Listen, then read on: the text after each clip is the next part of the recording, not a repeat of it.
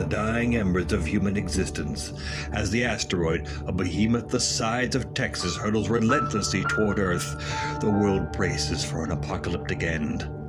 Deep beneath the bunker, a refuge plunges into the bowels of the Earth. Here the chosen gather, their purpose clear, to preserve the very soul of our civilization.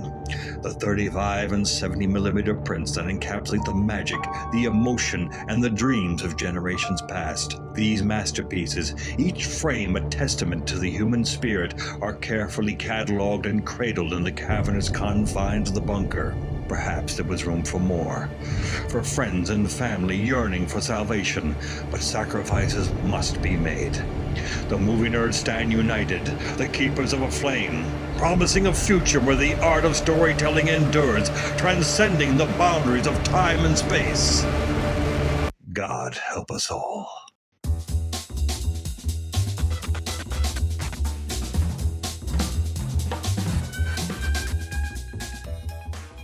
Welcome to Back to the Frame Rate, part of the Weston Media Podcast Network. Join us as we watch and discuss films on VOD and streaming platforms, deliberating on whether each one is worthy of salvation or destined for destruction in the face of the impending asteroid apocalypse.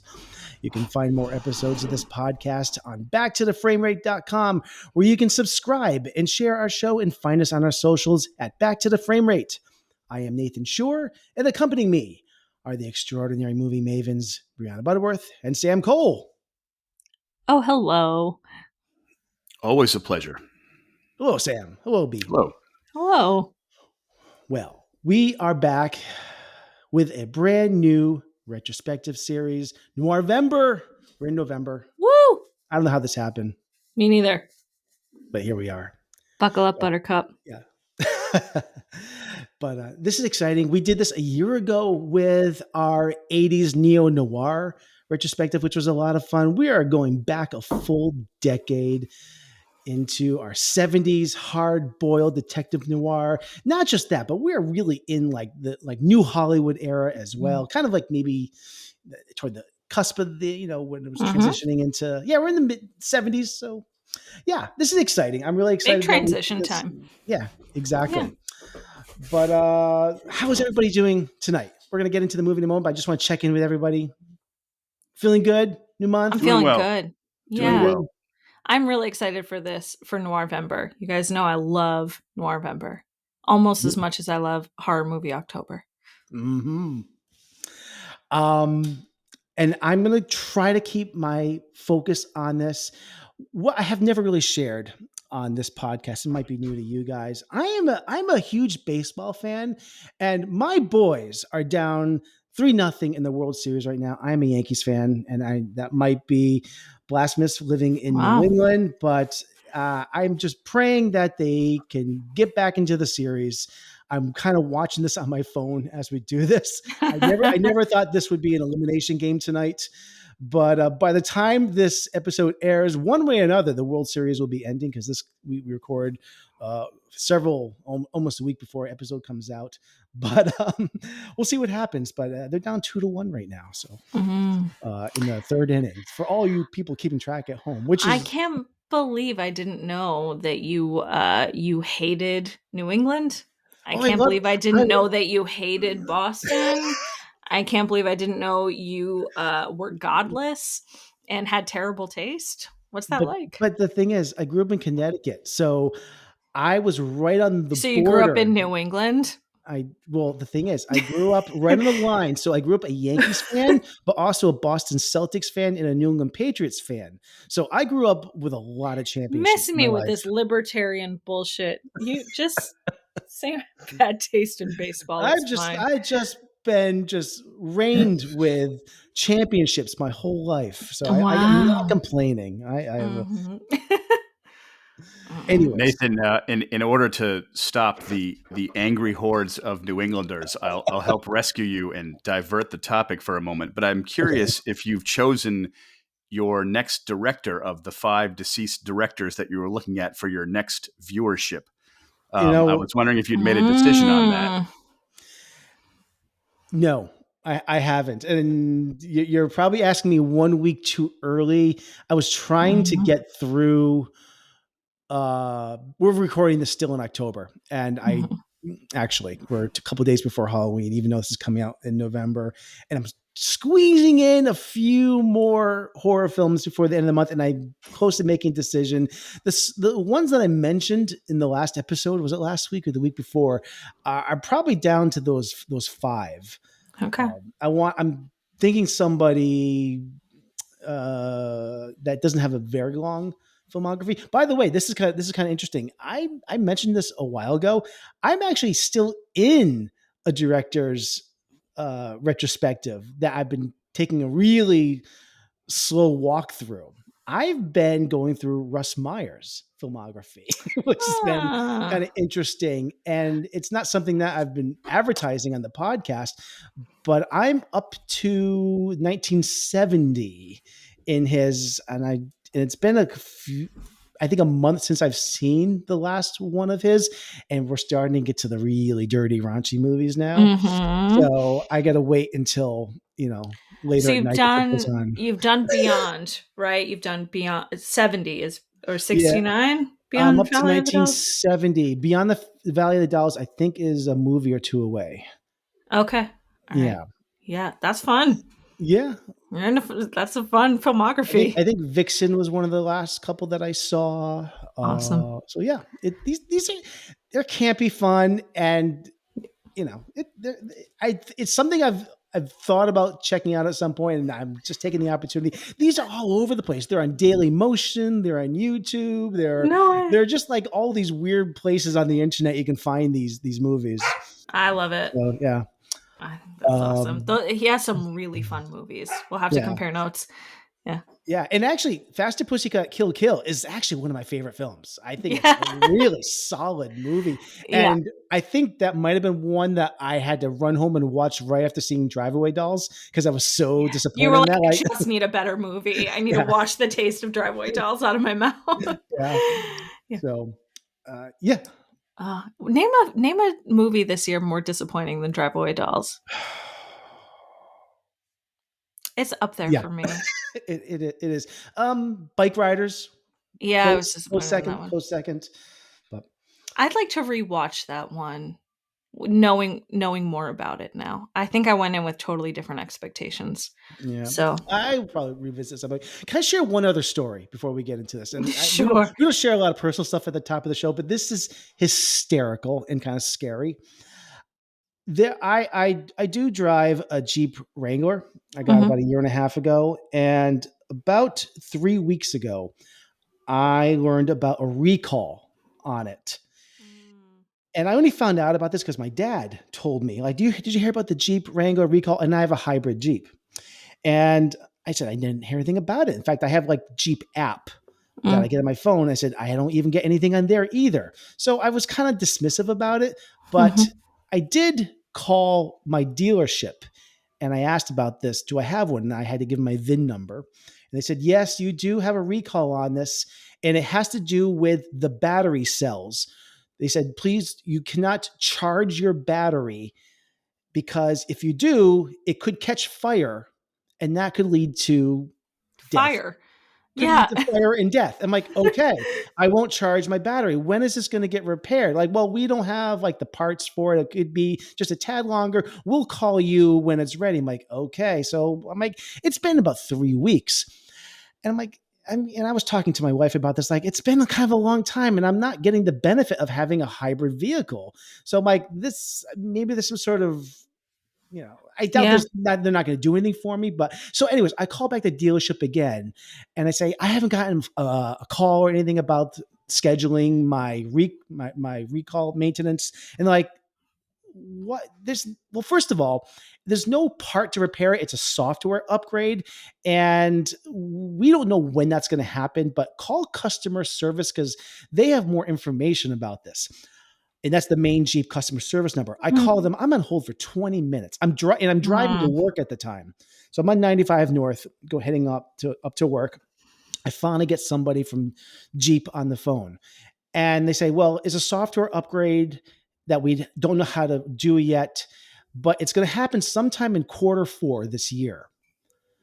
But Okay. sir, are you driving your Jeep right now? I'm like, yes.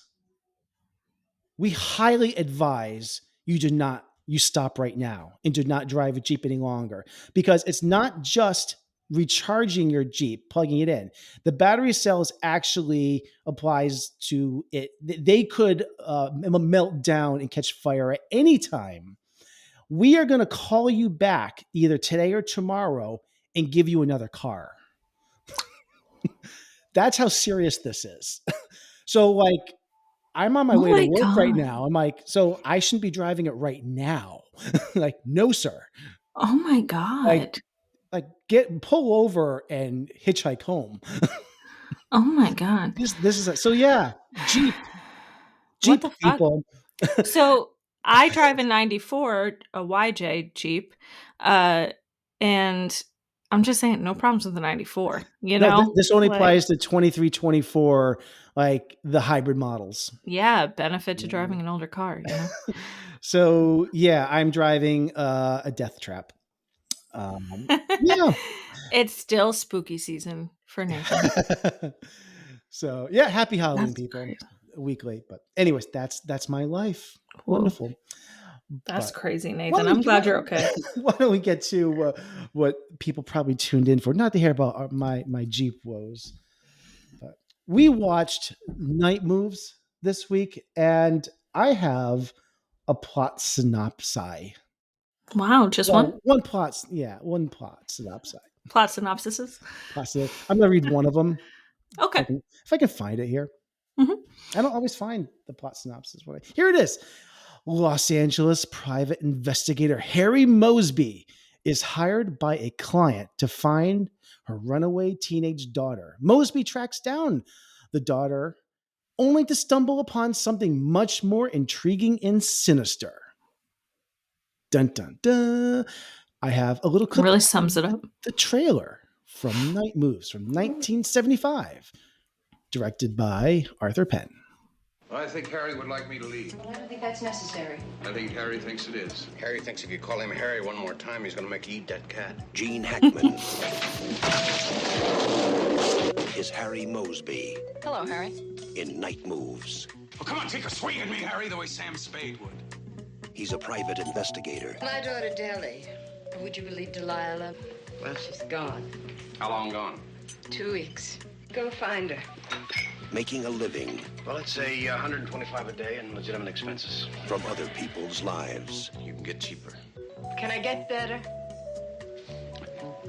You're hired. Making a mess of his own. God, you're really prime, Ellen. You know that? I catch you screwing another guy and you attack my lifestyle! Lifestyle has nothing to do with it. Night Moves. It's a mystery. I love the trailer. I Imagine like if, just the like 70 bop. yeah, imagine if trailers today just had a narrator still telling us what was going on. I wish. That was a good time. Now we just have I went to go see, I can't remember. I went to the movies with Tom recently. I don't remember what we were going to see.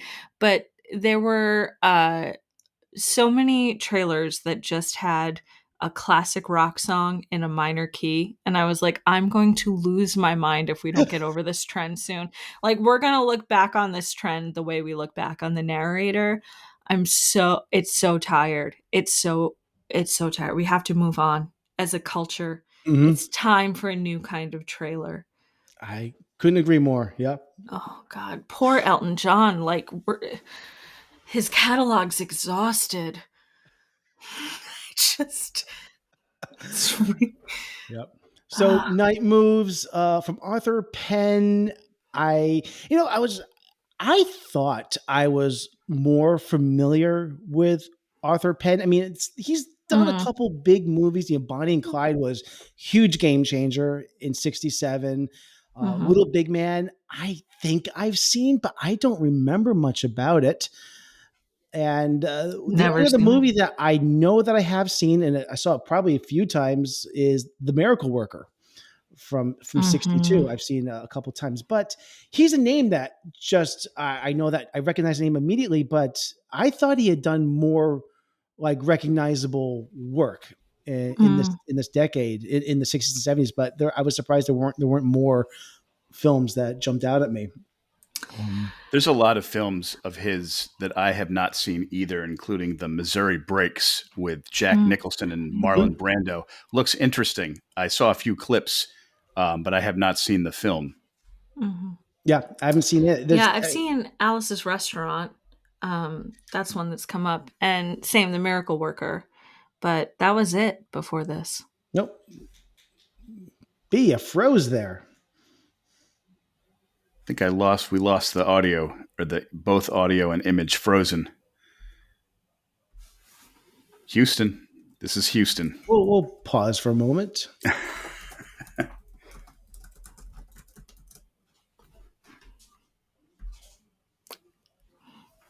Hello.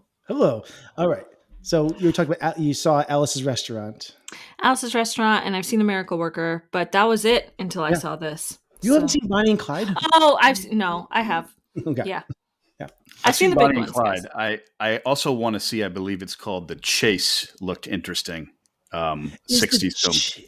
Is The Chase the same remake that was done in the 90s? Is that with Charlie Sheen, or am I thinking of something else? I think there was that comedy with Charlie Sheen in the 90s.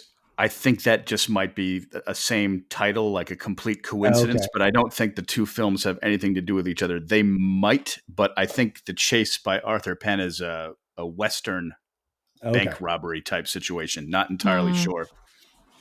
All right. Other notable people involved in this the screenwriter was Alan Sharp. I really wasn't too familiar with him. Cinematographer Bruce Surtees. And composer, the guy that did the music for this, did a lot of work. Clute, movie we're going to be doing next week. Parallax View, Stepford Wives, Marathon Man. He was really in this 70s paranoia film set. And Jaws the Revenge. Classic. Exactly. Classic. Let's just go over the cast here for a moment here. We got Gene Hackman, Susan Clark. The women in this movie, I think the actresses are, incredible. Susan Clark, Jennifer Warren plays Paula, Janet Ward, Arlene Iverson, and the supporting cast.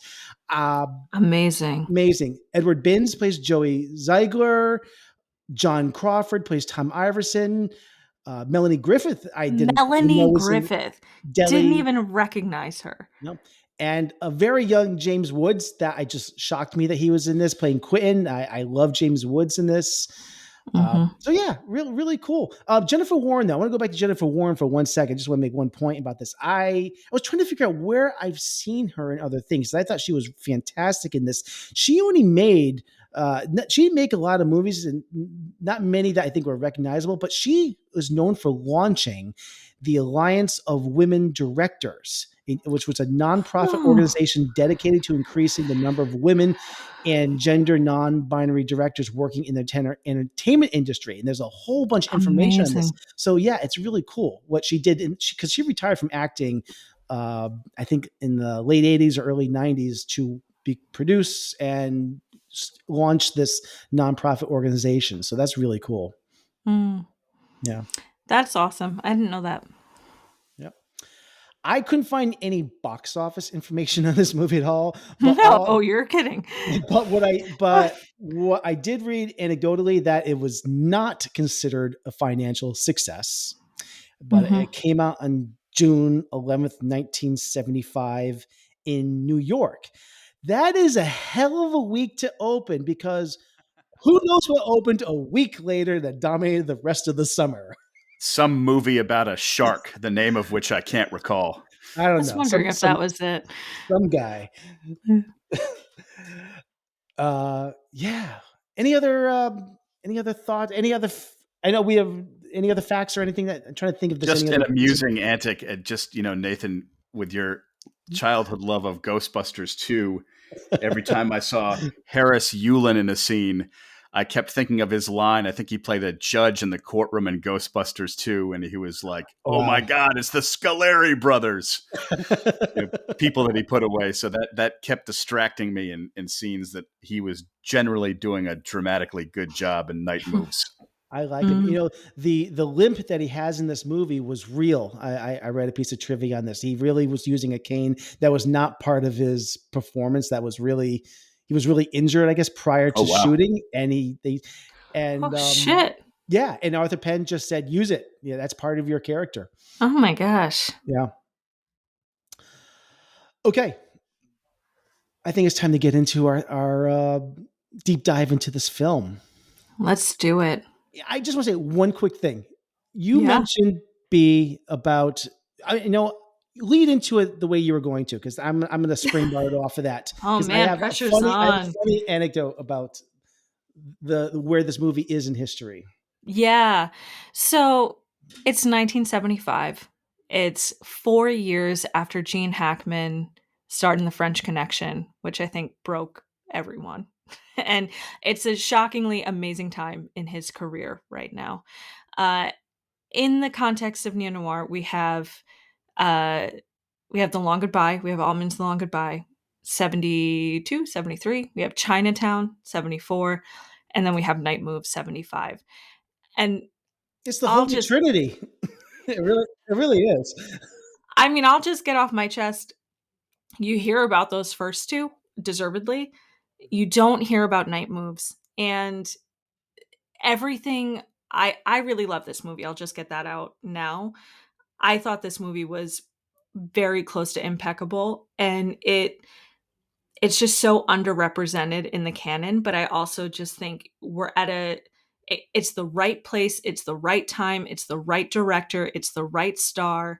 It's everything is coming together for this movie to work, and it's sort of this slouching attitude that Hollywood has, that it's shrugging off the noir of old and possibly sighing and saying goodbye to this genre. It's breathing its last breath here, and I think it's really beautiful. Yes. Yeah. And I don't know if you mean like the noir of like the early 70s, or if you're talking about like classic noir. Like classic noir, I think these characters are very much a Mhm. response. You know, when I Mhm. watched this, I thought of The Big Sleep. Mhm. It's really on the nose, but you watch the ending.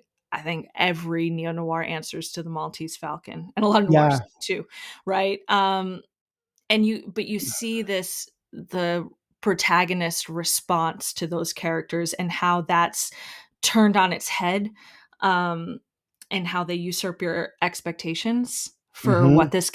what his capabilities are, what he cares about, uh, what his direction is, how he's treated by the people in his life, and how he treats the people in his life. Yeah. This is in the early 70s, Hollywood is having a response to the generation before it.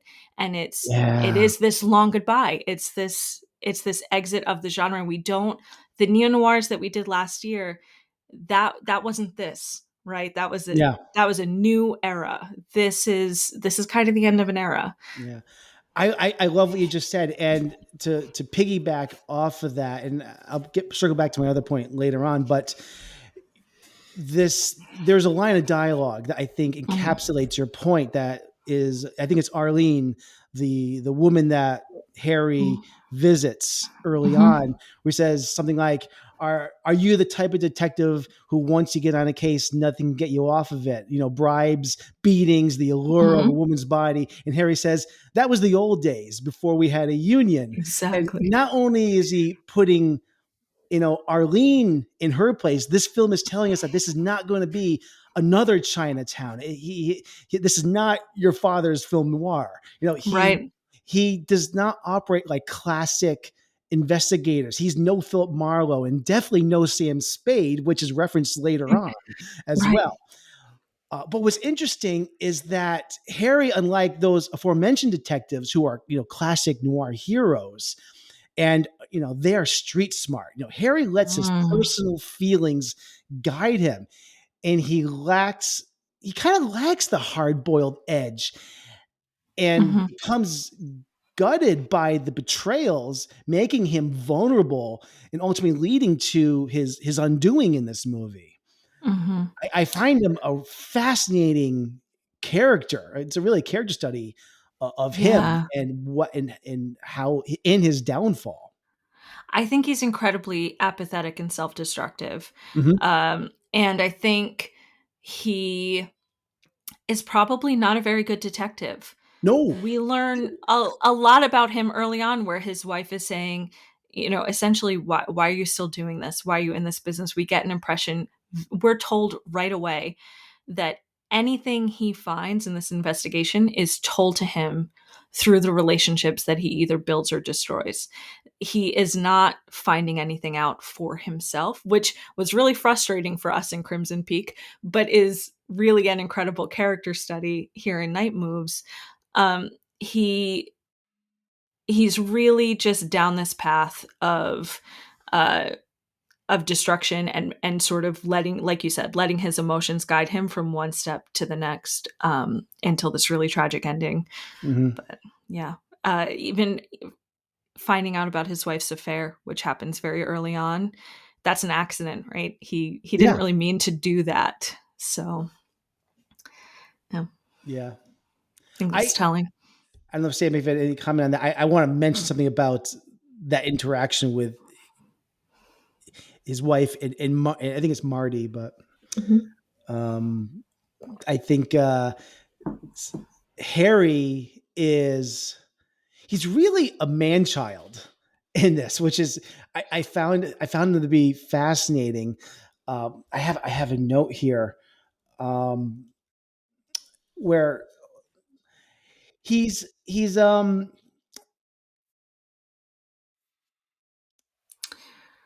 I gotta find it here for a second here. Sam, what did you think? I do think he paid the price emotionally for the moment when he chose to go to the movie theater, because initially, as he'd referenced earlier, he was planning not to go. And in going, he discovered pain that he would not have discovered had he not gone. So that may have shielded him for a bit, but the delayed pain may have come out worse in a future situation, and it may have exploded in his face later on. So I felt that in a sense, it was good that he found out what was going on. And I think his performance and Susan Clark's performance, he played Harry Mosby, she played Ellen Mosby. I think they are very realistic people in what seems to be a very realistic marriage. And I somewhat related to his approach with not going to her and instead going to the person that she was having an affair with. I thought his pain seemed very realistic, and kind of universal, in a sense that a lot of men would act that way throughout the ages. So to me, that made him more human. Yeah. His relationship, it just in general with women in this movie is kind of interesting. There's, I was about to say, the scene where he confronts his wife in Marty's apartment. Harry, he is like the child, and Marty and his wife, or Ellen, are almost like the parents. The way he acts around them, he sneaks into their apartment like he's like a child, like going into like the parents' bedroom. He turns up the radio, he causes the commotion, and it's like what a child would do to get attention from his parents. And this is how they act around him. And there's another scene early on in the movie where when he does learn his wife is cheating on him. The way he reacts, he's held up in his room upstairs, turns on the TV, and he's acting like a whiny kid. And to punctuate the scene, his wife asks him if he wants some hot cocoa. You want some hot cocoa to wipe away the tears. It's everyone the women treat him like a child. He acts like a child. So it's a really fascinating character study of him. But the only time he kind of acts like an adult and treats someone as if they're not his mom is when he has an interaction with the deli character. So it's his it's a really fascinating character. But what I like, what I think makes it interesting, because there's plenty of examples of, for lack of a better term here, man-child in cinema. I don't think it totally crosses into that line for the Hackman character, because because the movie doesn't celebrate that. Mhm. The movie Right. doesn't say It's that not behavior, gawking at it. No. and he's not rewarded for that behavior. Like, to the It's credit of it's the just women, ingrained. It's just in part. It's just well, ingrained him. I think it's really the apathy. It's the, like, I'm just going to shut everything down, and I'm not going to, the fight scenes in this movie are so intense and Mhm. incredible. But to the credit of the writers, the women in this movie do not really let him get away with that ever. When he's confronted by his wife, that's an adult conversation. Like, hey, you turned me off, you turned away, you walked. What was I supposed to do? Why didn't you handle this better? Like, the women aren't enabling that behavior, and that behavior doesn't ever get him to the next step. Which I thought was great. And I think it lends itself to having to expose different parts of his character. I Mhm. think his apathy is also an emotional shield. I don't think he's Yes. actually Mhm. apathetic in the sense that he feels nothing. I think he uses it Yes. to protect himself and protect his vulnerability. And I think that we see this early on, and it's established early in the screenplay what he's like emotionally as a person, and he thinks emotionally when working on the case. So whether he's going to Florida or Mm. he's going back to Florida, yes, it is partially based on logic and evidence, but it's mostly based on his emotional desire. I have to find out Mhm. what's going on. I can't believe they lied to me. I have to go find this out now. And to your point, Nathan, about his childlike behavior, he gets up to the emotional point, but he does not necessarily have a follow through. So he will go to a situation because he's experiencing the emotion of it, but he has not necessarily thought through what is going to happen, what that implies, putting himself in these situations. And he encounters some very dangerous situations throughout the picture in which he's almost killed several times. Mhm. Yeah, Mhm. and I think you're leading right into kind of what the plot is here, and what his drawbacks are as a character is that he's not a good detective, and he gets himself way in and over his head.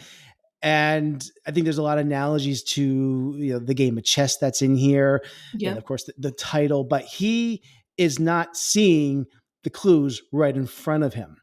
Mhm. And I after I saw this movie, I have to share the story here because I watched this movie about 5 days ago.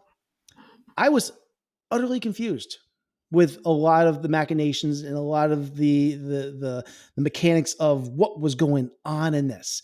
I Mhm. watched it a second time a day later, Mhm. and Mhm. like, eureka! It really took that second viewing to Mhm. understand what's going on here and understand that why is Harry a bad detective, or am I just an idiot for not understanding No. how these pieces come together? And like him, I wasn't seeing the clues right in front of me at first. This is not, I think this is a pretty plot heavy, complicated movie. You can't watch this. This is not an easy breezy watch. Mm. But I love the analogies of the metaphor of the chessboard in this, and I Mhm. didn't get it right away. Mhm. But Harry is bouncing back and forth between Los Angeles and Florida. And I think the country or the United States is the chessboard. Number one, it's how I'm trying Mhm. to interpret this. And the chess pieces are the crisscrossing across the country like a messy, highly strategic chess game. This film was originally titled Dark Tower, another chess Mhm. reference. Harry is a former football player. And I was really thinking to myself, why is that important for this movie? And I still don't really understand why, but also football is often compared to as like a chess game as well. It's like the closely related to a chess match of all the sports, professional sports. So I don't know if you guys have put any thought into that, but I love all these chess analogies, and of course there's the story that he tells about like some chess match in like 1929, how there is the guy that lost the match didn't see the moves right in front of him, which is exactly what he is going through. Yeah. And And the also, clues. I think on to that point, when he makes that reference to the chess match and not seeing the clues right in front of him, he is in a situation at that very moment in Florida where he's being played, where she's come to his bedroom to divert him from knowing that the other Yeah. guy is going back out to the crash site Right. where the plane went. Just a one point on the director. It's really interesting how you said that upon the first viewing, Nathan, you found it more confusing. I don't know if it's Arthur Penn's style. I wouldn't say this film was easier for me to follow, but there's something about the focus and the pacing of the movie that, even though I did not understand a lot immediately, I felt guided in the sense that Mhm. I was aware of, we're here, we're going here. Where in a movie like Angel Heart, which I know is a different beast altogether, personally, I felt that confusion that you're talking about on Angel Heart, where in that film, I got the references, but I felt lost. This film, every moment I was losing not focus, but thinking to myself, I'm not quite sure what's going on here. A line in the script would immediately come to the surface that would explain something to me, Mhm. as if the screenplay knew where the audience was. And she would say, oh, well, this is my so-and-so stepfather. Or just as I felt as if I was going underwater, there'd be a clarification point, which to me was really enjoyable, because I like film noir, but I like having at least a little bit of orientation, where sometimes in some of these films, it is so labyrinthian and I get so lost that I actually feel removed. Whereas this movie, I was always invested because I found the scenes atmospheric and there was mystery happening. And I just felt as a connectivity to the movie that I don't sometimes in this genre. And I'll I just say quickly that I think the only reason why is because I love the mystery. There are so many characters in this movie. Yes. There's unusually high amount of characters that I have to keep track of. Probably maybe too many. These Joey Ziegler, Marty Heller, Marv Ellman, like I forgot who these names were. And then like, do I go back and rewind it and remember who these were? Because I forgot because they're not huge parts of the movie, but they play critical pieces of this mystery that I was like, I don't remember who was who. And I was so like, yeah, Me too. I this names sometimes go. yeah. They don't come to me naturally. In fact, if this was a modern film and they Yeah. remade this now, I guarantee you, when Gene Hackman's character said, "You're saying so and so did this," it would cut to a flash frame of that character. Oh, I'm yes, sure. yes, But yes. B, what were you going to say? Yeah. I can I there are so many characters in this movie, but Sam, I felt the same exact way. And in a way this movie feels more character driven than plot driven. There's a lot of plot machinations and a lot of things happening, but it's only because of who these characters are that we're even going to the next step. Mm-hmm. There's no investigation that's really leading to the next point in the plot. It's just character motivation. So we have to learn and spend a lot of time with all of these characters, even sort of like the James Woods character. Like there's so many characters that we spend way more time with than we probably would in a modern movie. And this movie reminded me of Inherent Vice in that way. There's a lot happening, but it's sort of like a dream. It just kind of has to wash over you and you're just sort of following this person around. And it Right. will sort of, that will be revealed. That's the mystery. You're learning it sort of as Gene Hackman's learning it, and that underwater feeling was so present for me through this movie. That feeling of being disoriented, like I felt in Inherent Vice, and it was pleasant because it felt very intentional. Mm-hmm. Absolutely. I think for me, when I think of this movie, that midsection in Florida where he's just spending Yeah. time down there and spending time with them and like drinking a little bit and just sort of Yeah. that to me seems like the heart and soul and theme of the movie from which the beginning and the end spring out like branches. Yes. That's the soul of the film, I think. That's what it's about. And you think you're having these deep character moments, and then you find out later he is being deceived in the very Right. moment that's the heart of the film. So I thought that Right. was really good. Yes. Yes. I thought of you with all the traveling. I was like, I bet you Sam really likes the... On a humorous note, this movie just makes me want to go to the Yucatan. I just want to go. I just want to take a boat and go there, and not necessarily do the drug smuggling thing, because that would not be good for my career. But Wow. the other stuff looks great. I mean, it Never would be say if never, if I didn't get caught. But I can't. I'm not. I don't think I'm. I don't think I'm don't blend. smooth enough to not be caught. No, I think I'd You stick don't out. blend. Yes. No. So there's a little bit about the plot of this. There's so Melanie Griffith in this. I think this is her first acting role potentially. This was shot in, we haven't talked about this yet. This was shot in 1973. Yeah, they had to hold it because she's 16. There's a couple different stories here, I think, though. She was 16 years old. There's some graphic nudity in this for a 16-year-old, but there's a couple stories here that they shot her nude scenes a year later or a couple years later when she was 17. But you know what? This is 1970 something. Yeah, I don't think that's true. I don't know what I believe here. But the funny thing is they wait 2 years to release this because they wanted to release it when she was 18. Like, that really matters. Yeah, like you filmed her when she was 16, but you'll release it when she's 18. Right. It is it's a little awkward, a little uncomfortable. Sure. I will say I love that there was no love interest between Gene Hackman and Deli. That made me feel much better. Yes. I love the I feel so bad. Thank God for that, by the way. It would have been creepy. Yeah. The Deli character, and I mean, he is really the only one in this movie that treats her like a 16-year-old, like a child, because she is just worked over by the men in her life. It is really tragic. The relationship she has with her stepfather, oh my God. And when we find out again, hey, by the way, how many weeks in a row is this where we get incest? 4. This is 4 weeks in a row. Chris, do you think there's a problem in Hollywood? Like, what's going on? There is a line of dialogue. There's a scene where Harry and Tom are around the dock, and he is like, I want her out of here. Like, I've done some foolish things. I actually captured this audio because this says it all. Harry, you're a pretty straight guy, and I'm going to tell you, I want that kid the hell out of here. You see, I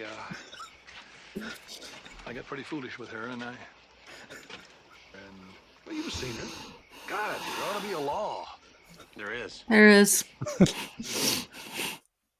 It's so funny because when I was watching the movie and he said there ought to be a law, at the same time Gene Hackman said there is, I went, there is, really loudly to my screen. Like I talked to the screen like, what the hell, man? You don't know that? But I wonder in 1975 if people were at the theater, did the whole audience collectively say there is? There is. There is. There is. It just really underscores like what a bad guy this guy is. But here's the thing. And what a bad person the mother like, not just the mom, but what do you guys think about the Paula character? Because she is standing by during this whole thing, and yet Harry is kind of infatuated by her as well. And Paula is like, yeah, my boyfriend is stooping the 16-year-old, you know? So why is Harry, but Harry sees this going on. He wants to get her out of there. But yet he is like, kind of like, I'm in no rush. You know, I feel like this is like bad things going on in the Keys. And he sees that Paul is like, no, whatever. And like, he is still okay with sleeping with Paula. And I was like, I mean, like, so this is the one character flaw. No, he has a lot of character flaws, but I was just kind of really taken back by that. He seems to have the moral compass to know that that is wrong, but he is still gonna be like, I'm still gonna sleep with this woman that thinks this is okay.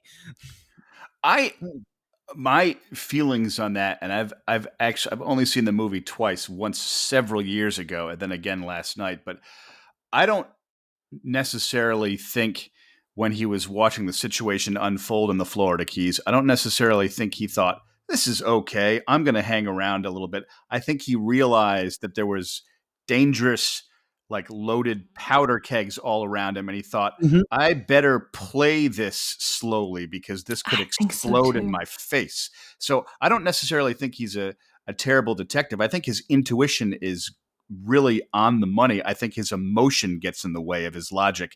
And when it came to sleeping with Paula, I don't necessarily think he thought it was okay. I think they had had several drinks and he was lying there and maybe he was feeling isolated and it just kind of happened. And he sort Yeah. of just, well, all right, you know? Yeah. Yeah, I agree, Sam, and I Yeah. think there's something about this character who likes women who are kind of stronger characters, you know, Mhm. who come on a little strong and um He you know, needs a we mom.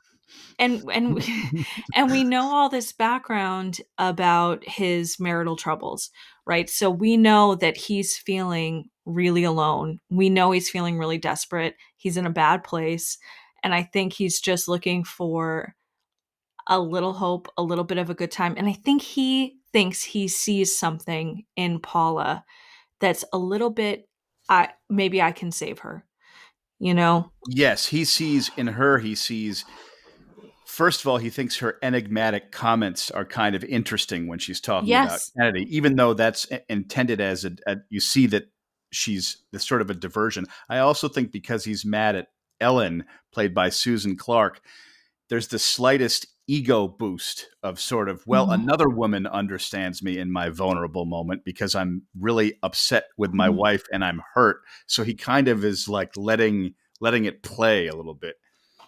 Mhm. So, Yeah. so Paula might be somewhat redeemable. What do you think of her illegal dolphin aquarium in the backyard? Obviously, B. I'm against that. Yeah. Obviously. Okay. Cannot abide. That's some real Florida. Nope. Don't do if you're listening at home and you're like, "Wow, that dolphin pen looks like a great idea." No, it doesn't. Shut up. No, it doesn't. It looks like a bad idea. Can we go through not to backtrack us too much, but you know, we're talking so much about the main players here. Can we go back to the James Woods characters and some of these characters that cause him uh some conflict? Because I just that's a different side of him Mhm. uh that I feel like is a little more instigated. So when he starts on his investigation, he meets up with this young kid played by James Woods who's giving a great performance despite being one of the worst. But his performance is pretty good, unfortunately.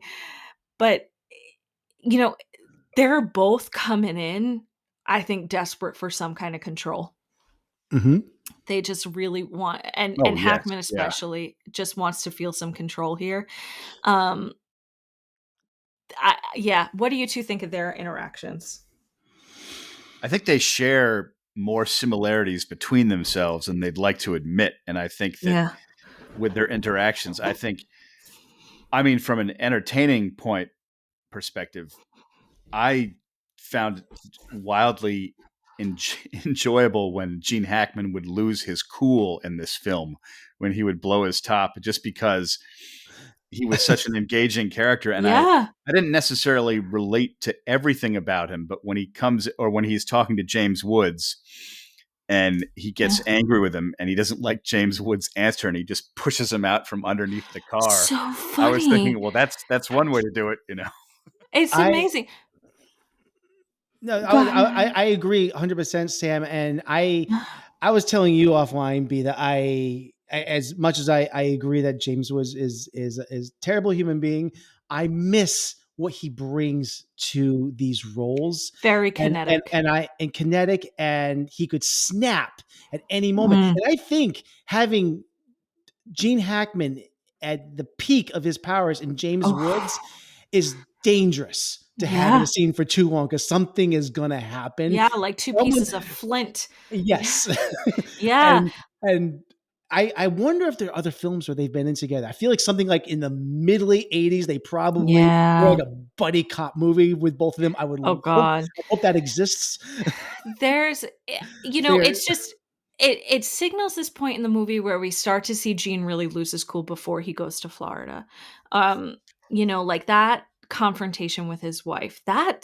That's hard. Like he's putting glass in the garbage disposal. Like it's Mhm. not going well. We see him really like worked up before he goes down there, which I just think colors the interactions that he's having, but also might be why he's really not noticing the wool being pulled over his eyes. Mhm. And then when Deli's returned, when she goes back home, that fight that happens Oof. next to him for me was one of the toughest parts of the movie to watch. When they're in the driveway and that Yeah. family starts that altercation and he hears it and decides to leave. It just It's was, it's it's like He it's like detaches. he Yeah. yes. but it's like he just, lit a match and just and threw it in the kerosene and like I'm out, and it's like he doesn't really understand the ramifications of what he's No, he done. had good intentions, right? But then it forces him to miss another key piece of evidence, right? Because he gets that note of that voicemail and he doesn't He's so it's listen to yeah, it through it's at the end because he's emotional. But like Sam, like you were saying, he just put his guard up and I was, left. I hear you. I was really surprised that I don't know if that message got cut off on his machine, but the way that was set up, I thought that when he was reviewing the footage of her car crash later, that all of a sudden he would remember the message and there would be a scene where he goes back to You his didn't get house and that. replays it. And we didn't get that. And that was surprising to me because that felt like a Yeah. plant and it Yeah. was fine that it wasn't paid off, but I was surprised that it wasn't paid off because usually in screenplays, when you plant something, yeah. you pay it Yeah. off somewhere, And I Right. also thought that when he goes Chekhov's gun. to the screening room with was it Joey Ziegler. Ziegler, and he's watching that footage and they play like Reel 16, that there was going to be some major piece of evidence in there that was going to be like an aha moment. The only thing we get out of that is that we learned that Quentin was on the film set, Mhm. and I don't even know if that really is like a major. I mean, is that a major plot piece of this mystery? Because I feel like he's been involved in this all along. I don't feel like there was a satisfactory moment in that scene where he learned something big. I mean, we don't. I don't think so. I don't think so. I don't think so either. I thought it was supposed to be, and I was looking for it, but it didn't. Nothing quite revealed itself. It was just kind of sad seeing that third reel where you see a little bit more of the Yeah, the accident. action.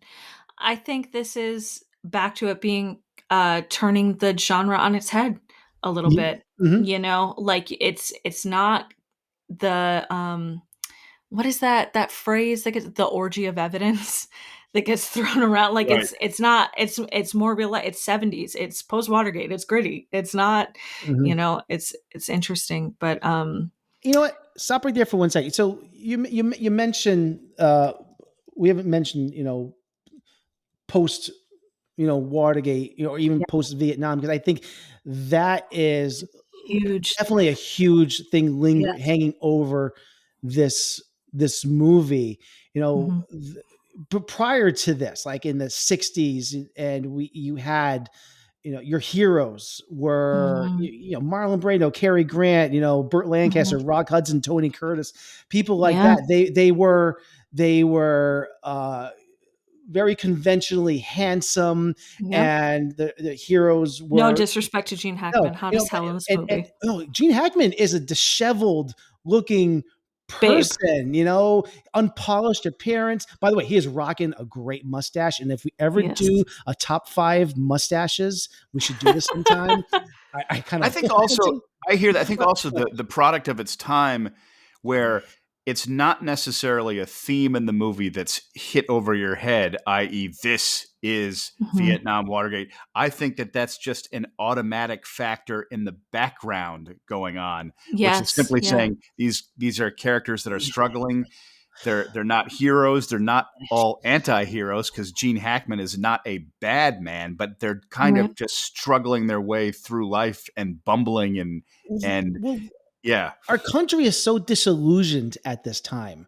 Mm-hmm. So I think it's just what our world is feeling right now to Right. create characters in this post-Vietnam, post-Watergate era. Yeah. But yeah, characters were mirroring that world that was feeling that, looking like that. They were Mhm. anti-heroes, they were rebels and loners. So this is par for the course.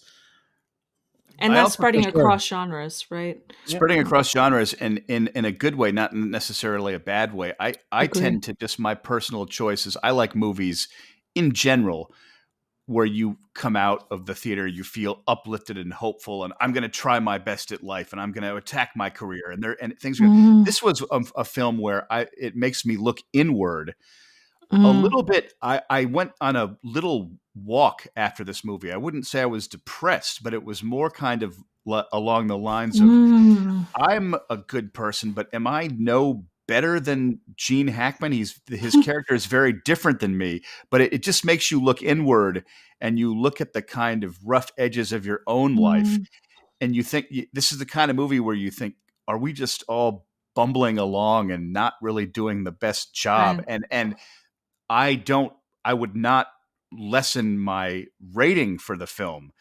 But it's that feeling of that introspective kind of downer feeling is not necessarily my favorite feeling to feel, but that in no way would shape my judgment, because it's a Mm. quality movie. You're dovetailing into the end so perfectly, because I Yeah. think you're right. Yeah. I Let's mean, talk about the end. the end of this movie, whew, what a bummer. It's it's when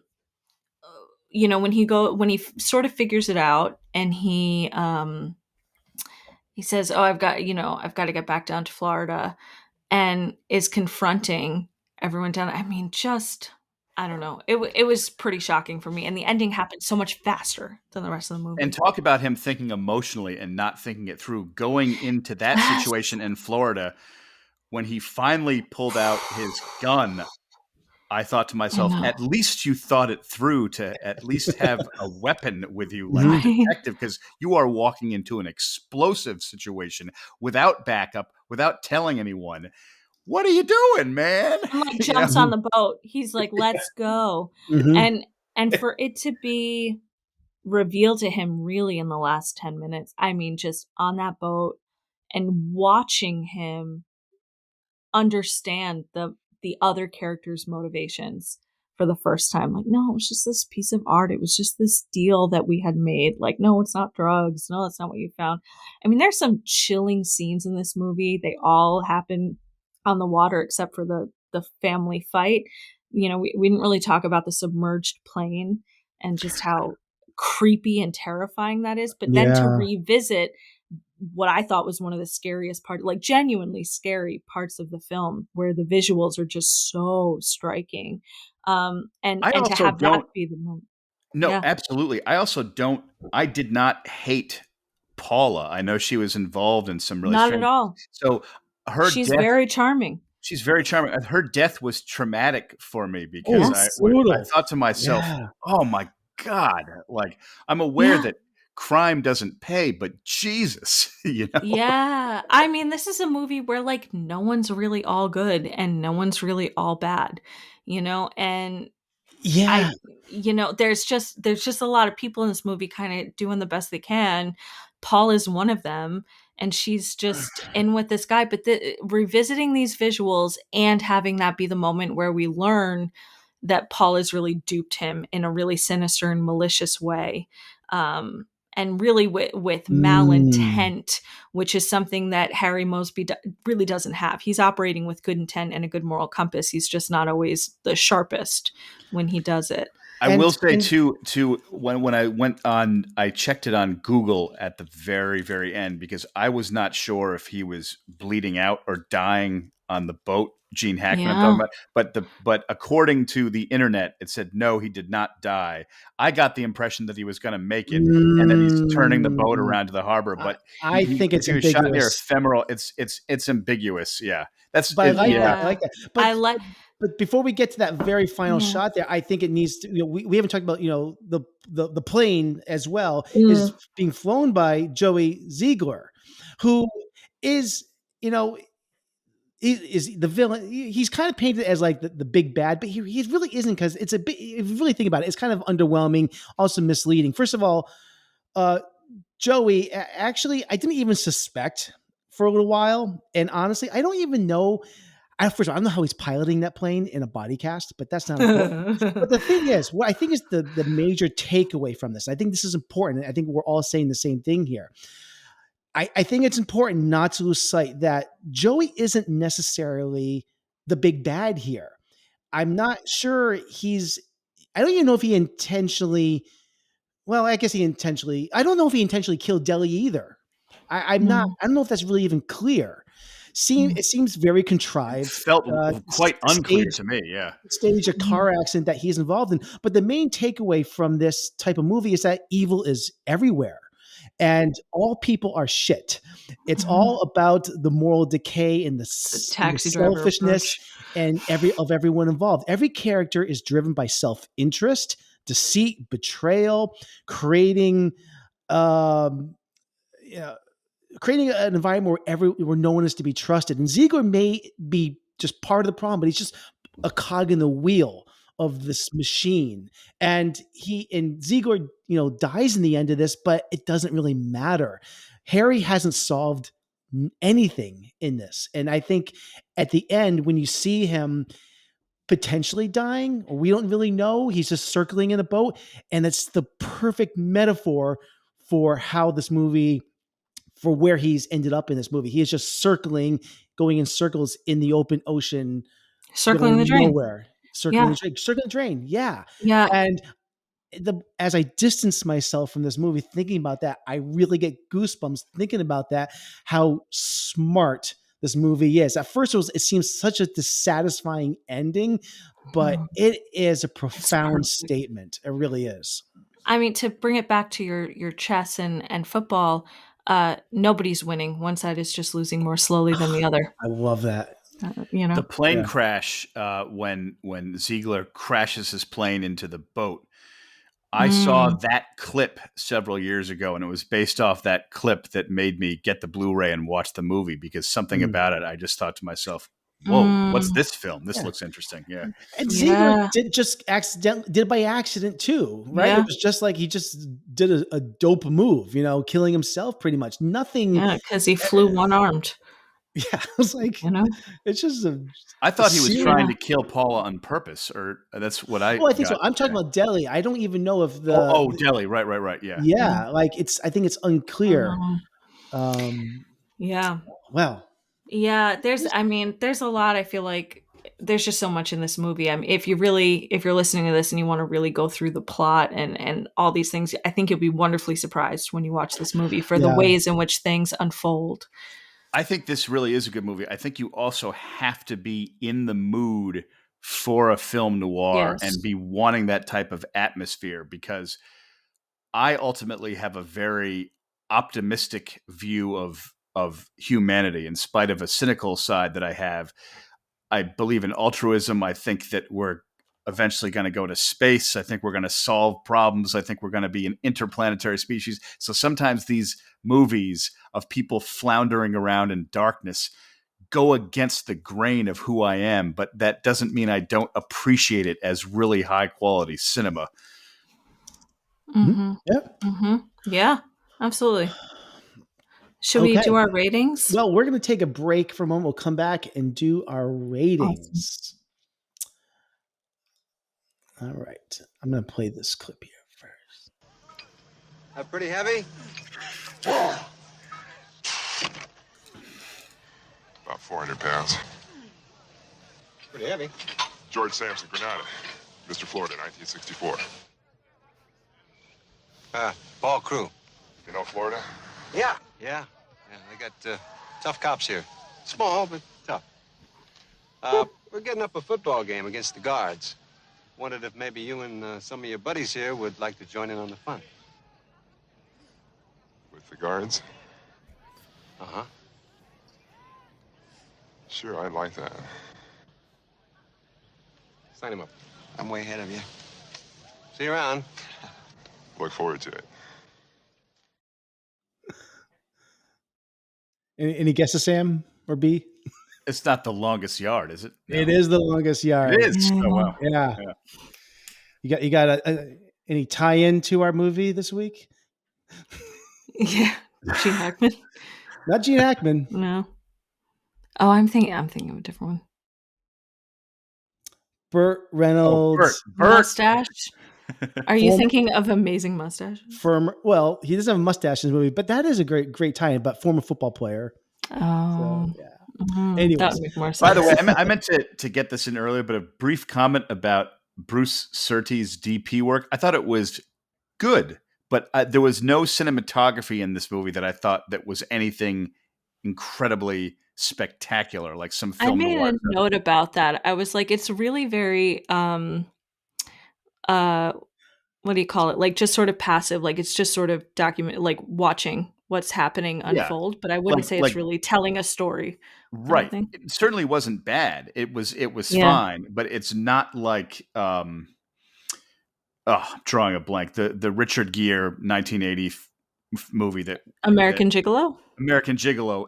That's a movie where every single shot is a cinematographer, masterpiece. That's a photography movie right there. Yeah. I would say for noir, this is not a very stylized movie, but it's also very bright. It's really a daytime noir. It's a daytime movie, and I didn't necessarily mind that it wasn't stylized. I just definitely noticed that compared to Angel Heart the other week, that is like Style City. Yes.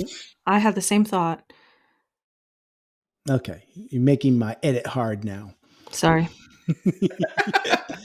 Right.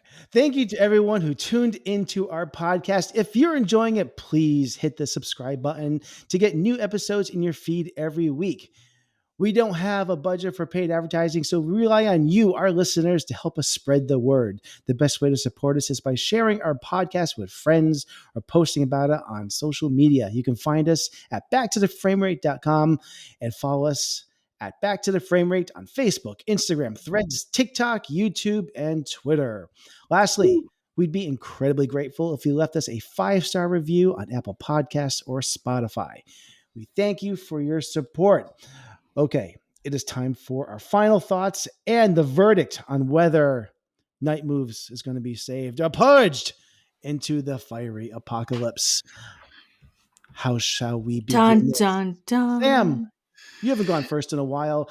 Give us your final thoughts and your rating and your decision on Night Moves. So my final thoughts on Night Moves are: I enjoy the movie. I think it's a product of its time in a good way. I don't think it reinvents the wheel in any sense of the word.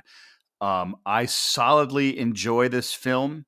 It's the type of film that were I flipping through channels and were it to come on television, the remote would stop and I would watch the rest of it. I solidly enjoy the movie.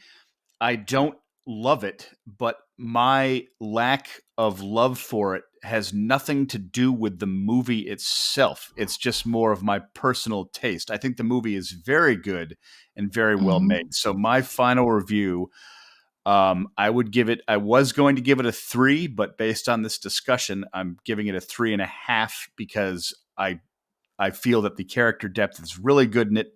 I personally would not put it into the vault, but I do not feel particularly strongly about that. So if it made it into the vault, I would feel welcome towards it.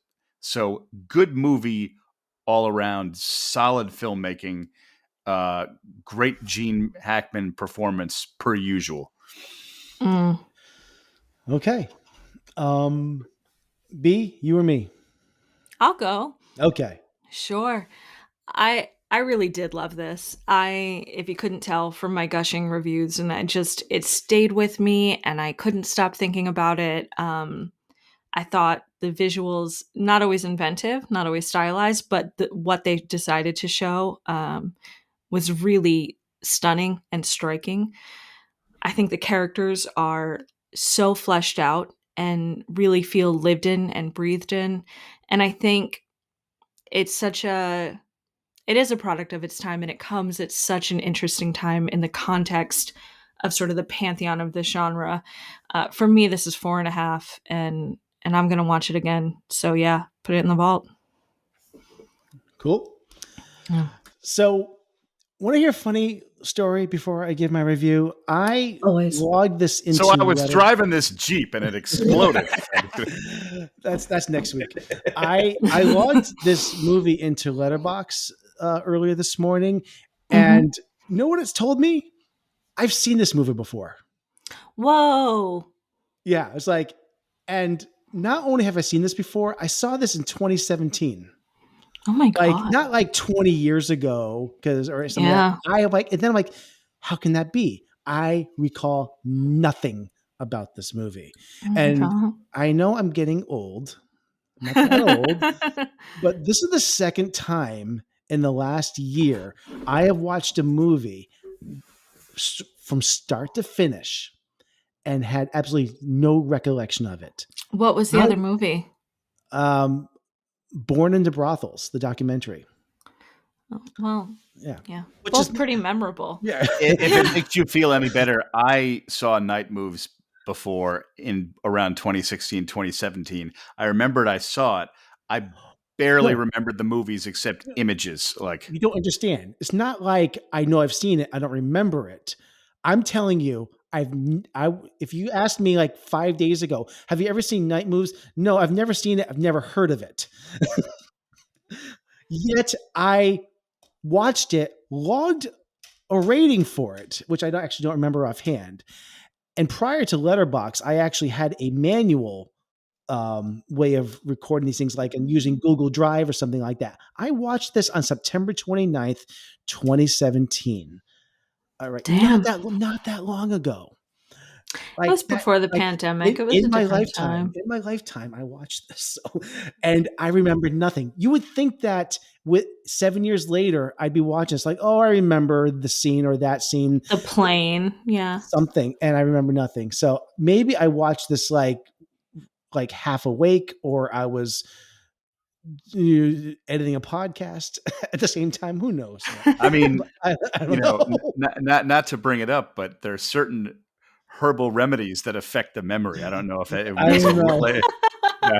Anyway, so I want to say, first of all, Sam, I want to thank you for. I was about to say, I want to thank you for introducing me to this movie but I can't because I've seen this before. But I never would have watched this and really paid this close attention to it if you hadn't picked this for this retrospective.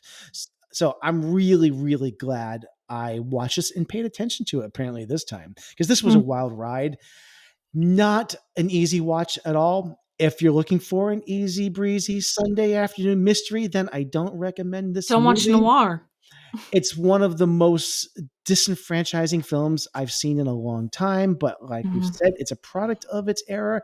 That being, post-Vietnam, post-Watergate, when it was just in America's DNA to be skeptical of its institutions and its leaders. There is nobody in this film that I feel is heroic. Everyone is shades of gray or much worse. I've seen a lot of Gene Hackman performances, not all of them, a decent amount of them. And this film showed me a side of him I don't think I've seen before. And I got to say, this is one of, if not the best pure acting performance I think I've ever seen him do. I think he's incredible in this movie. And maybe it's because he's balancing the tough guy persona, but underneath it, there's so much vulnerability to it. And it comes through with his interactions with the female actresses in this movie. The supporting cast, I think, is equally solid. I can't say enough about the great things with Susan Clark, Jennifer Warren, and Janet Ward. The characters are pulling the strings. These characters are pulling the strings of the story. And I love that each one of these women, it kind of represents a different facet of Harry's personality also. And I think, lastly, I think this story, the mystery on paper is good, or I should maybe rephrase and say, I'm guessing the original, this was a novel as well. I don't think we mentioned that, but it probably had more detail and some deeper character development, which would have probably held the story together maybe better. Because in this movie adaptation, I still think there's a lot of plot and a lot of characters and a lot of minor characters that I don't think 2 hours was enough to tell this story. If we talked about if this was done today, this would probably be an 8-episode miniseries, and I'd be all over that. What hurts this film, I think, a little bit is that it is so goddamn bleak. Also, it is a hard watch, and I know this was par for the course in the 70s, but we're just bludgeoned over the head with themes of infidelity and statutory rape and murder, incest, corruption, and the list goes on and on. It's a tough watch, but I 100% recommend it. My rating is 4 stars because it is just an incredibly well-made film. I think it's one of the best films of the 70s of this genre. And yeah, I say put it in the vault because I was highly impressed with this movie, seeing it for a second and third time apparently. Yeah, it made it in. I'm so excited. I love this. So yeah, it is in. Woo!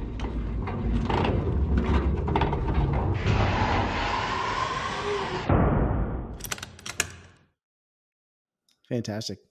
Amazing. There you have it.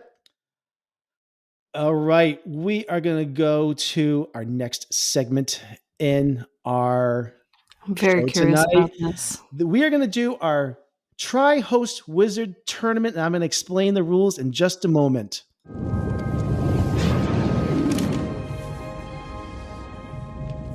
The dome set champion is Samuel the Horcrux Connoisseur Cole. The champion for both battles. Brianna the Bludger Breaker Butterworth. The Hogwarts champion. Nathan Nasty Nimbus Shaw. That was amazing. That means so much to me. I've been on a Harry Potter kick recently, so that just brought joy to my heart and counteracted the drugs in the Yucatan and crash planes and dead people. Harry Potter and magic. Sam, I watched the first 3 a few weeks ago. God, I love it. God, I love those movies. Oh. Yeah. All right, so I'm going to try to explain the rules here. And for listeners, we don't know them either. Nope, this is a surprise. Only and here's what we're going to do. And I'm terrible at explaining rules. We're going to, it's basically a Rotten Tomatoes game. And here's what we're going to do. Each one of us is going to draft 5 Gene Hackman movies. Easy. But we can only draft movies from a certain decade. No. So yes, no. But here's where it gets interesting. So each one of us can only draft the movies from one particular decade. So B, you may end up with the 70s. Sam, you may end up with the 80s. I may end up with the 90s. Okay. We're going to find that out in a moment. But we're only going to these 5 movies that we draft. Mm-hmm. The winner is going to be determined. We want to draft the movies that are going to have the highest Rotten Tomatoes score. Easy. We add these 5 movies up. Easy. I'm ready to take my gauntlet. Let's do it. All right. He had highly rated movies in all 3 of these decades. Yes. Okay. So we're going to draft 5 movies. Okay. So here's the thing. We have to determine who is responsible for the 70s, the 80s, and the 90s. This is why I asked you guys not to go on Rotten Tomatoes to look up Gene Hackman movies this week. I have not looked either, so I'm going in blind as well. So what I would say is pull up a Gene Hackman filmography on IMDb would probably be the best place to do it. Or on Wikipedia might be even better because it shows no ratings for movies that we have no idea is what I would recommend you do. I'll do that Mhm. too. And we're going to like randomly pick out who's going to get what decade. Okay? Are these rules clear? Yes. Okay. Gene Hackman films, and I'm in Wikipedia. This is probably the best place to go. All right, 70s, 80s, 90s. All right, so we are going to do it this way. We're gonna auction off the 70s is what we're gonna do. It's probably the easiest way to do this. Mm. We're gonna do a random number generator to make it fair. Okay. 1 to 20. I can always edit this out if I need to. All right, Sam, I am going to pick a number for this right here from 1 to 20. 13. 13. B, pick a number. 14. All right, I'll pick 1. And the number is 15. Oh, fuck me. So B, you have I get the 70s. You get the 70s. Okay. All right. And we're going to see which decade has the highest Rotten Tomato score. Yeah, this might not be a fair game, but it's what we're doing. So for the 80s, Sam, it's down to me and Sam for the 80s and 90s. Sam, pick a number between 1 and 20. 6. 6, I'll take, I don't know, 10. It is 4. You get the 80s. Oh, lucky. It's my least favorite one. Okay. I wanted the 90s so badly. I hope you can't lie. I mean, 90s Gene Hackman, The Birdcage, The Replacements. Crimson Tide. Yeah, Crimson Tide, Enemy of the State. Well, it is what it is. I also feel like 90s is probably when people Rotten Tomatoes. He kind of made a reemergence. So okay, so we're just gonna we'll rotate through this in decade order. B, what is what's your first pick for the 70s, Gene Hackman? The French Connection. French Connection. All right, can't go wrong there.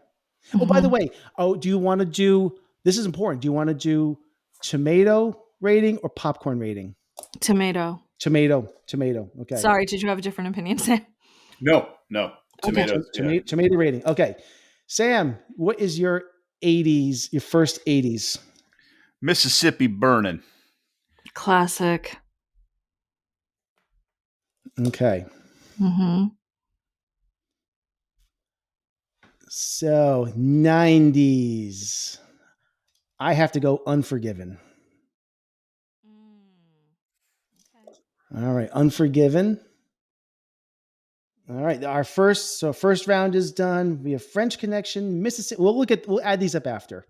Mississippi Burning, and mine from the 90s is Unforgiven. I'm feeling good already. All right, B, your second pick I from have the 70s. a risky strategic choice already for number 2. Have any of you seen I Never Sang for My Father? No. It's an incredible performance. I think everyone who's seen it loves it. I just don't know how many people have seen it. But that's not what the game is. So I'm going to hope that a proud few have seen it and loved it because it's phenomenal. And what year did that come out? I see it there, 1970. 70. Did it even register in Rotten Tomatoes? That's the other thing. Yeah. Well, we'll find out. Okay. You don't want to score 0. But okay. Well, I'm playing. Listen, I'm rolling the dice. All I have right. faith in this performance because, it's great. All right. Risk is part of the game if you want to sit in that chair. Yeah. James T. Kirk. Oh, my God. Sam, what is your number 2 pick for the 1980s Gene Hackman? The 1981 film Reds, and Gene Hackman has a tiny role in it, but he's still in it. All right. Nice. Okay. So my number 2 pick For the 90s, Gene Hackman. Ooh, I am going to go with, it ain't going to be White Earp. It's going to be, Get ooh, Shorty. well, I'm looking at that. I am going to do Get Shorty.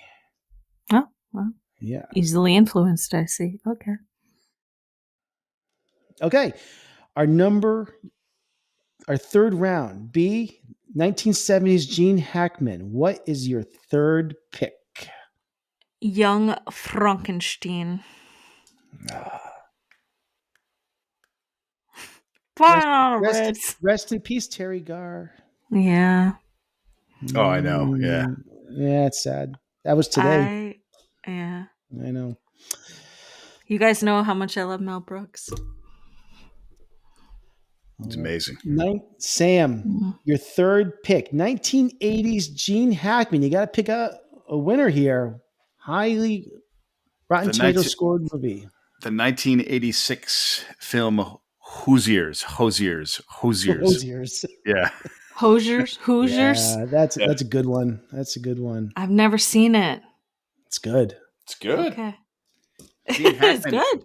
Gene Hackman did not like being in it, though, apparently. But oh, shit. He yelled at the director a lot. Yeah, he had a terrible time on that film. Then he got into it, or so I've heard. But I am going to go with...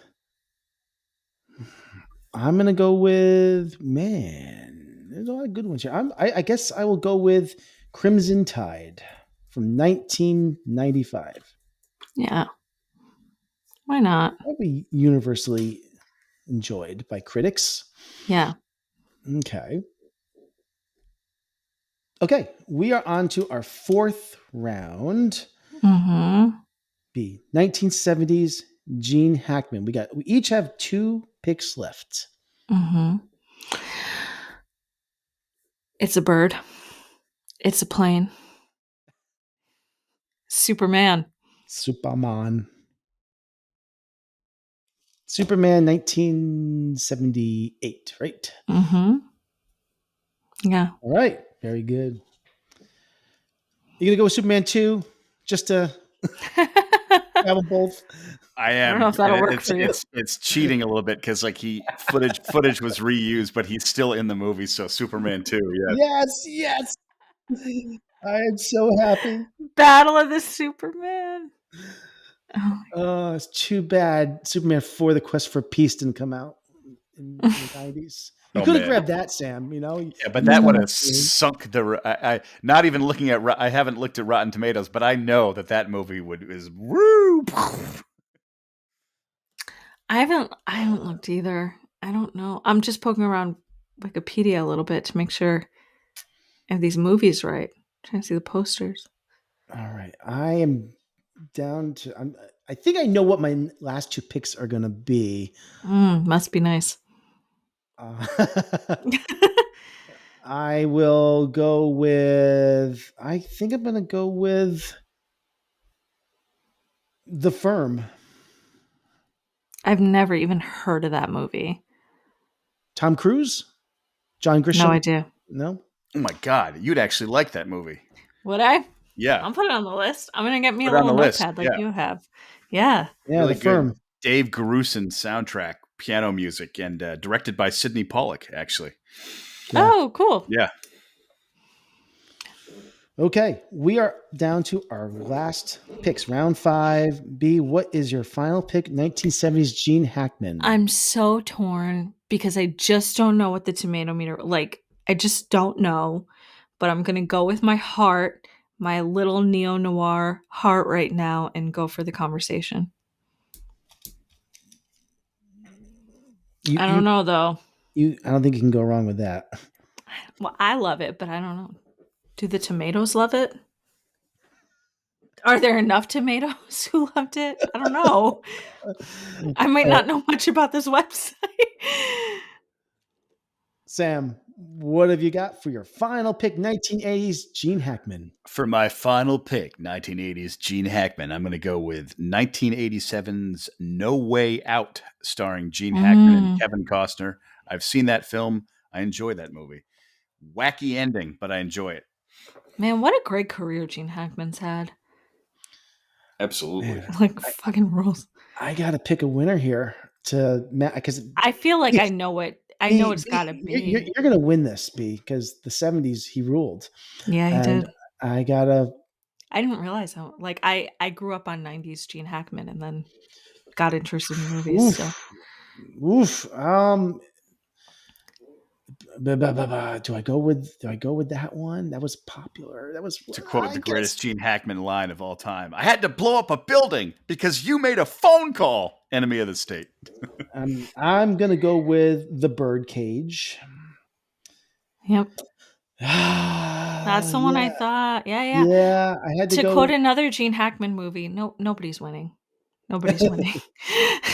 It was either that or no. There really wasn't much else because I looked at his other like Absolute Power and Enemy of State was good, but I don't know if it was really that popular. All right, here we go.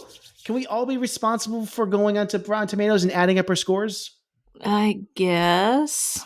Yeah. Okay. This is going to take me a minute. This means I have to trust you, though, Nathan. Which we can do it. We can do it.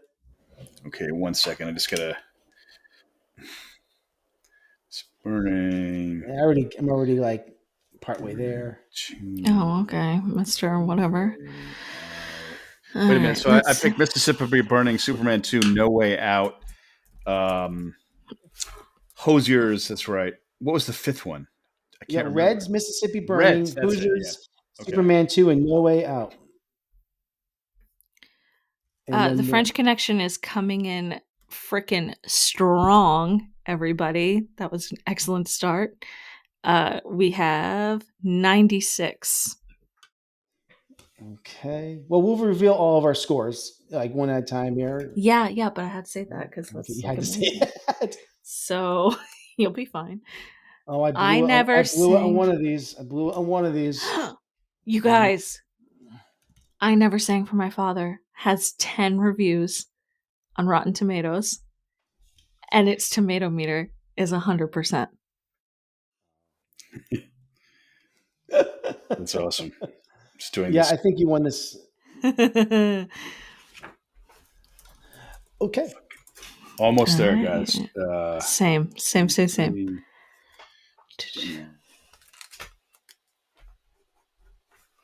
95. I'm gonna average mine out also. Superman. All right, I got them all. So you just want the total number, like what number? Just add them up. Yeah, you can add them up. And then I'm gonna average it out. 93. Yeah, guys, I'm so sorry, you guys. I'm so sorry. I am ready when you are.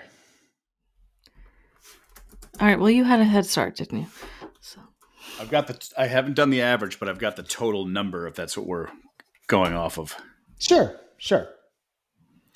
So let's go in order here. You picked The French Connection with your first film. What was the Rotten Tomatoes score on that? 96. 96. Strong start. Mm-hmm. And your next, we'll go by host order here. I Never Sang to My Father. You said it was 100%. I'm not even lying. You can look it up. I believe you. Okay. Young Frankenstein. Yes. Young Frankenstein, strong at 95. 95. Oh, you've got this. Not surprising. It's a great movie. Superman came in at 93. 93. And The Conversation. That's got to be like high 90s. Yeah, 93. 93. Yeah. Okay. Sam, I think we're done. What was Mississippi Burning? 79. 79. Really? It's a tough watch. How about Reds? 90. Oh, sorry. B, what was your total score, by the way? Sorry. Oh, I don't know. I thought, okay. I'll tell you in a minute after we all do this. Okay. Reds was what score, Sam? Reds was 90. 90. All right, good score. Hoosiers.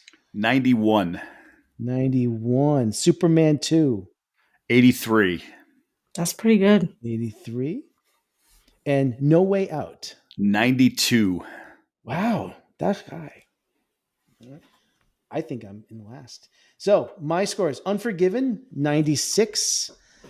Get Shorty, 89.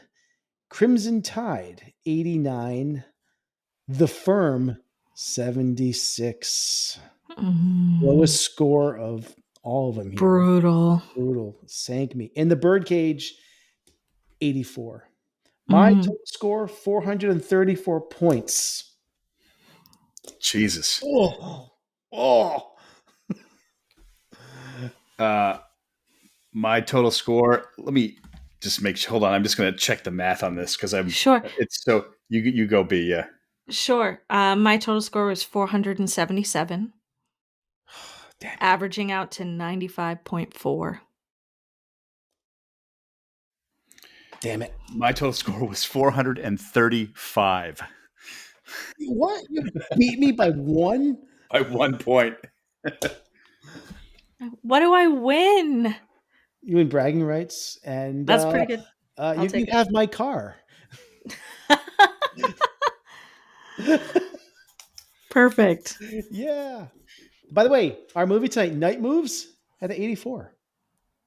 Nice. Oh. Yeah.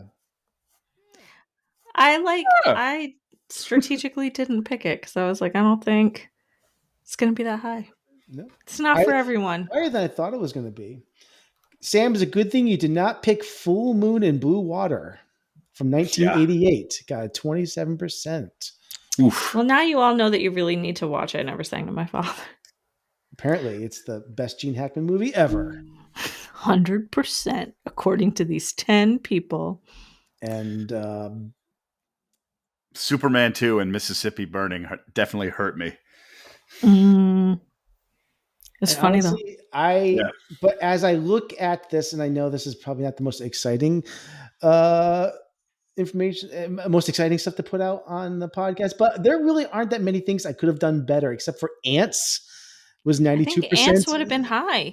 Ants would have been a better pick than The Birdcage. And it's a kids movie. Yeah. I didn't think Ants was like compared to like A Bug's Life, which came out around the same time. Those are the twin movies that year. I don't think it was as popular. I think Bug's Life was better. Okay. Ants was rushed to beat A Bug's Life to the theater. And Steve Jobs, involved with Pixar, was very upset about that. Yeah, and it shows. Yeah. I'll just say that. Bug's Life is better, yeah. I've looked at my but the worst case, if I picked that over Birdcage, I would have beaten Sam. But there's no beating B in this. You are our winner. I wish I had fanfare, but you can have this. This would be the perfect time for that John Malkovich audio. Woo! Which I don't have queued up. I have nothing queued up. That's okay. I think I should get a B's pick. Just a random movie. You want to squeeze it in sometime? Yeah. Okay. You can have one in 2025. Wonderful. Okay. There you go. I'll hold you to it. Okay. We'll be watching Ants. Get ready. Yay. Or I never sang to my father, apparently. Yeah. We don't need to watch that for this. Okay. All right. Do you want to do highlights or do you want to wrap it up? I go watch Scary Season. It's not over yet. Keep watching scary movies. You got some good slashers out right now. Yeah. That's all I got. Can I just say quickly, we both saw Terrifier 3. I loved it. You loved it? I loved it a lot. Okay. You not so much? I mean, I'm not really into the that kind of the genre. Yeah. I did go out and see it because everyone's seeing it, and any $2 million movie that is going to make us do that well, and I think it's just a great story that it's possible that Terrifier 3 is gonna pass Joker 2 in the It's amazing. domestic box office, I think is hysterical. It's amazing. Yeah. I do like Grindhouse a lot. I like Grindhouse movies. I like super gore. I like all that stuff. And I just think he's doing really Damien Leone doing really fun stuff with But the genre. I appreciate the practical effects in Oh it, yeah. and that they're what he's able to do. But it just comes down that it's not really my jam. But Yeah. hey, it's cool. I appreciate what it is. But I will say though that after watching Terrifier 3, I came home and I had to put something on to counterbalance all the death and violence. So I popped in my DVD copy of Dumb and Dumber. And man, this is a movie that I did not like 30 years ago. By the way, it is celebrating its 30th anniversary in a month. Oh, shut up. From the Farley brothers. And this movie has weaved its way into my heart over the last 30 years. I've only seen it probably like 3 times in my life, but it is cheap fun, but I really have a good time with it. Great soundtrack too. Is it? I don't remember it. So I kind of go back now and I've really started to enjoy some of the early Jim Carrey films that I did not like back in the day, like Cable Guy, Liar, Liar. I probably thought of myself as more of the kind of film goer that like these are just stupid slapstick comedies, and I'm much more open to it now. I think I've warmed I up love to it. Liar Liar, and I do I like Liar Liar too. The darkness of Cable Guy, that he's just literally a creep. It's Ben Stiller amusement for me. Yeah. I like Liar Liar. Those are just the 2 things I'll just mention that I caught up with. Yeah. Any other quick things, or should we can wrap it up? I did a bunch of 80s slashers and a bunch of slashers in general in honor of Terrifier, and it's been a blast. Did Prom Night.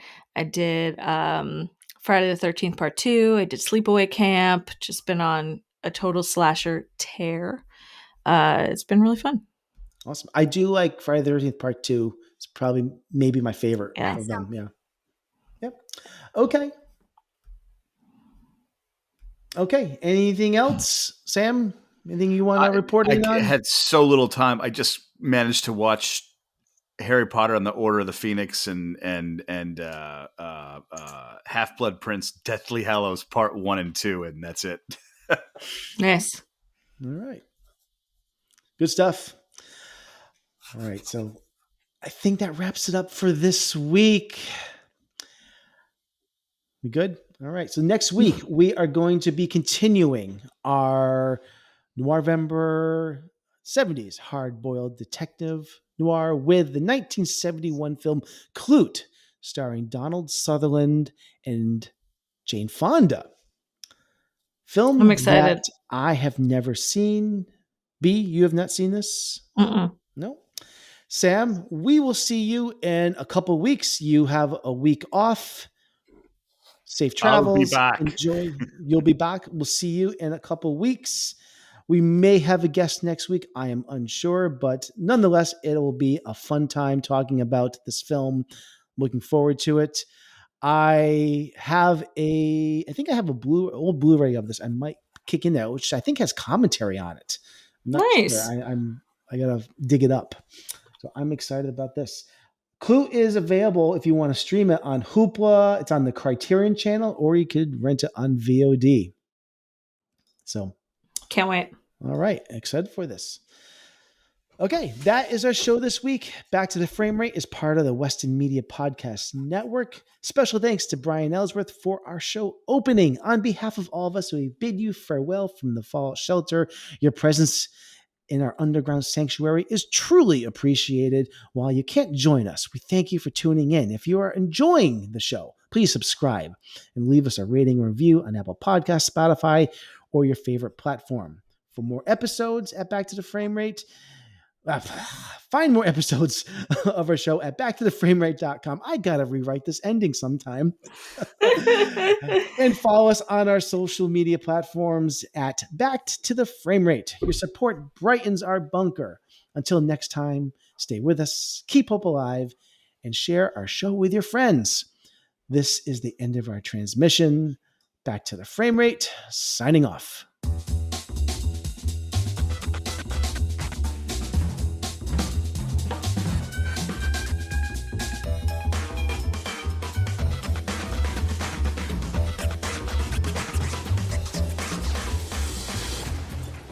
I want you to know it's over.